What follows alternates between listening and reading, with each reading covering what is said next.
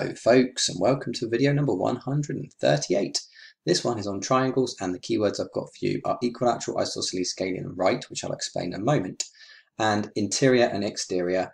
Now interior refers to the angles that are on the inside of the shape, and exterior refers to angles that are on the outside of the shape when a straight line of the shape has been extended. So the exterior angle is the one on the outside of that. Key notation is the lines on the sides, or the little dashes that you see, and that just means that the side lengths are all the same as each other. Anyone that's got a little dash on means that it is the same length as another one with a little dash on. So the method here states that you will need to learn 4 types of triangle in order to solve some more complicated shape problems. You need to know about equilateral triangles and that they've got all 3 sides the same length and all 3 angles that are exactly the same. And all 3 angles would always have to be 60 degrees because the angles inside a triangle add up to 180. And 180 divides by 3 to give you 60. So that's an equilateral triangle. Isosceles triangles have 2 sides that are the same length and 2 angles that are the same. So the 2 angles that are the same are the bottom of the 2 side lengths that are the same. And the scalene triangle is a triangle that has any side lengths and any angles in them that are not equal to each other. So right angled triangle is a triangle that definitely has a right angle in it. You could get a right angled triangle that is isosceles. Therefore the other 2 angles in it, the 2 base angles, would be 45 degrees. Or you could get a scalene triangle that's got a right angle in it, and the other 2 angles would be different from one another. So you will need to know the names and properties of each, like I mentioned. Let's have a look at the questions that I've got for you. So in question 1, you've got what type of triangle is each of the following? Be as specific as possible. So you have to write down that this one here, because of the dashes, meaning that all side lengths there are the same, we can say safely that that's an equilateral. Okay. The next one there, 2 side lengths are the same, indicated by those little dashes on the sides there. This is a right angle as well, so we say it's a right angled isosceles. And the last one here, you can see that there is no indication of any side lengths being the same, so this one is a scalene triangle. And there's no right angle indicated in it either, so it's just a scalene triangle. Now, in question 2, we've got to state the lines of symmetry and the order of rotational symmetry for the following triangles. I have made a video on this one, so please do watch that video if you're not sure what those things mean. But I'll go over it briefly here. A line of symmetry in an equilateral triangle, if I just draw one here for you, you're going to have one there, and one there. Okay, and that's really terribly drawn, so I will get rid of it. It looks horrible. But you've got 3. Okay, in an equilateral triangle there are 3, and that's just to do with the properties of the side lengths being the same. So if this is the lines of symmetry, then we've got a 3 there. If this is the order of rotational symmetry, what that means is how many times can you turn the shape around, and it still looks exactly the same as it did when it was in its first position.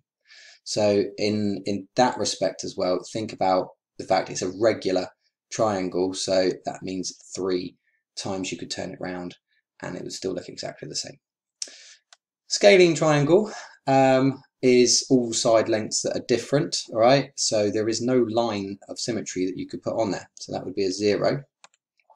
Okay, have a think about a scalene triangle. Any one that you could try and draw, right? There would be no lines of symmetry, and then it won't fold over and fit exactly onto that side if it's a scalene triangle. Now, order of rotational symmetry, it's a bit tricky because you could say 0.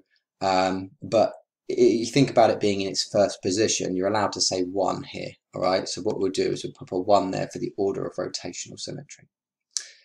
Okay, now an isosceles triangle is going to have, and if I draw it carefully enough, say that one's the same as that one, so those are the dashes there. Okay, it's going to have 1 line of symmetry that goes through the top point on that triangle through the base of the triangle. So that's going to have 1. And then the order of rotational symmetry, again, if you turned it round, the only way that you get to make it look like it originally did was if you turned it all the way around. So we'll say 1 again for that one. Again, it could be a 0, right? You could get away with saying 0 for these, but we'll just stick a 1 there. Okay, now having a look at the last question.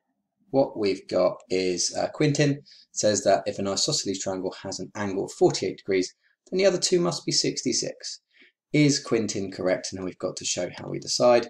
So what I'd do is probably draw a isosceles triangle to the best of my ability, or sketch one at least, and then say if it's got the top angle here of 48 degrees, we'll just investigate and see what that gives us.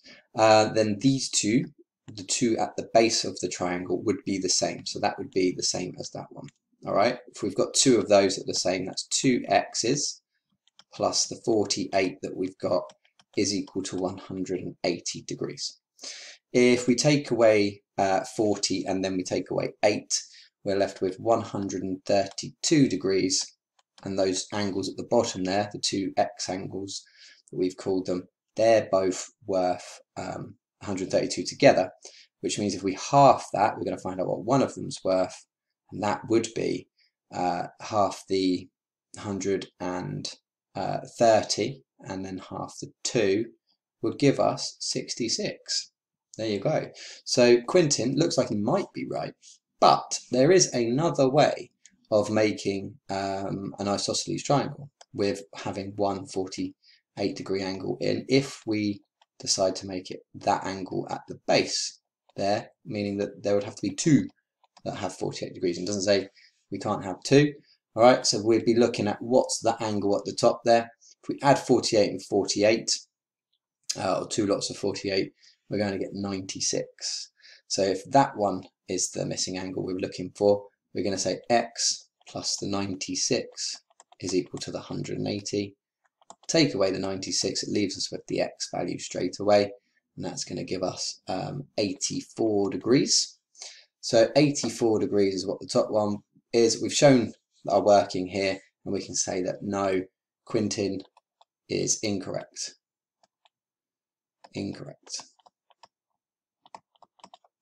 As the isosceles